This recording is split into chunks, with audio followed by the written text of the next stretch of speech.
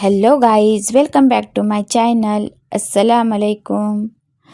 तो कैसे हो आप गाइस? आज मेरा 7 बजे से 10 बजे का रूटीन शेयर करने जा रही हूँ आपसे, तो आप प्लीज़ आगे तक बने रहिए। तो मैं 7 बजे नमाज़ पढ़कर किचन में आ जाती हूँ। मुझे कुलसुम और ज़ैनब के लिए टिफ़िन भी बनाना होता है और फिर हमारे लिए नाश्ता भी बनाना होता है। तो मैं बच्चों के टिफ़िन के साथ ही हमारा नाश्ता भी बना कर लेती हूँ। फिर मैं 10 बजे तक अपना किचन का काम जितना होता है उतना ख़त्म करती हूँ। फिर वो मेरा चली जाती है 10 बजे स्कूल में। फिर उसके बाद मैं आराम करती हूँ और फिर ज़ोहर के टाइम उठने के बाद ही सब काम करती हूँ। दूसरे रहे हुए बहुत सारे दूसरे भी काम होते हैं, लेकिन किचन का काम मैं 10 बजे तक ही ख़त्म करती हूँ। तो नाश्ता होता है बनाना, टिफ़िन भी, तो फिर उसके साथ ही सब बना कर लेती हूँ। तो मैं अभी चपाती बना रही हूँ बच्चों के लिए। टिफ़िन और नाश्ता दोनों भी वो करके जाएंगे। और फिर मैंने चपाती बनाई और कुकर में मैंने छोले बनाने के लिए डाले हैं। तो मैं बच्चों के लिए रात में चना, काला चना होता है ना, उसका चटपटा चना बना के देने वाली थी। तो फिर मैंने सोची अभी सुबह में भी गला कर ले लूँ, क्योंकि फिर बाद में काम हो जाता है ना, इसलिए फिर पहले ही गला कर ले लिया। और आज मुझे टिफ़िन में कुरडई का सालन देना था। मेरे बच्चों को कुरडई का सालन बहुत ज़्यादा पसंद है, तो उसकी रेसिपी शेयर करूँगी आपके साथ।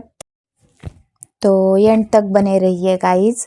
तो मैंने देखो कुरडई ले ली, मैंने ज़्यादा ली कुरडई, क्योंकि बच्चों को ज़्यादा पसंद आती है।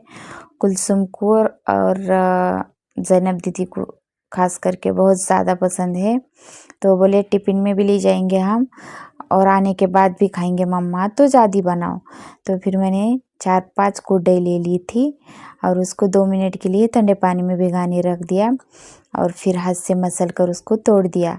तो ज़्यादा भी नहीं तोड़ेंगे हम उसे, थोड़ा ही तोड़ेंगे, ज़्यादा बारीक करेंगे वो भी अच्छी नहीं लगेंगी ना, इसलिए फिर थोड़ा ही हमें उसको हाथ से ऐसा मसल कर तोड़ना है।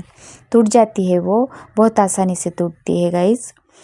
फिर वो भीगने के बाद हम उसको पानी को फेंक देंगे और फिर कढ़ाई में तेल लेकर मैंने उसमें पहले से जीरा डाला और जीरे को तड़कने दिया और फिर उसमें डाली बारीक की हुई प्याज को भी हमें तल कर लेना है।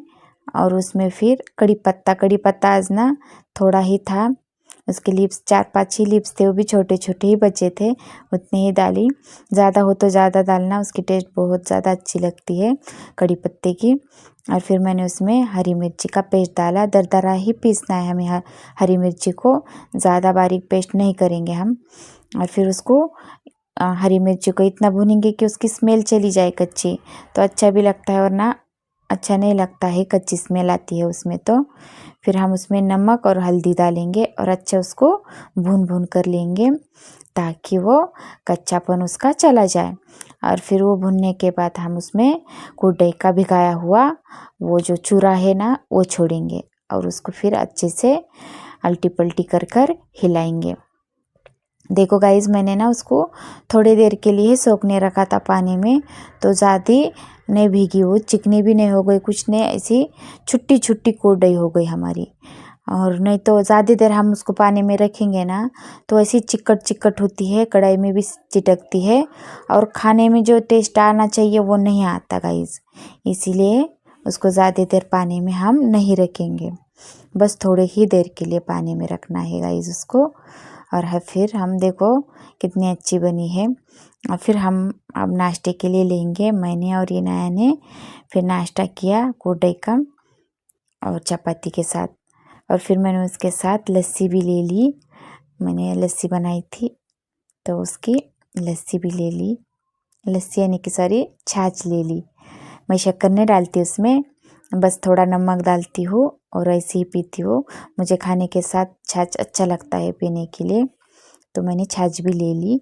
और नमक भी ख़त्म हुआ था, तो मैंने बोली चलो अभी नमक भी पैकेट का बरनी में भर दूँ। तो फिर मैंने लगे हाथ नमक भी बरनी में भर दिया।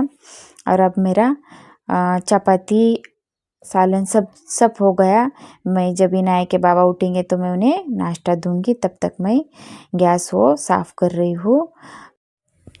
तो मैंने खाना बनाना हुआ ना तो फ़ौरन से ही साफ़ करती हूँ, वरना तो वहाँ का झूठा आटा वो सूख जाता है तो थोड़ा मुश्किल भी होता है धोने में। हमें स्क्रब ही करना पड़ता है, इसलिए गीले गीले में हमें कपड़े से उसे पोंछना चाहिए, साफ़ करना चाहिए।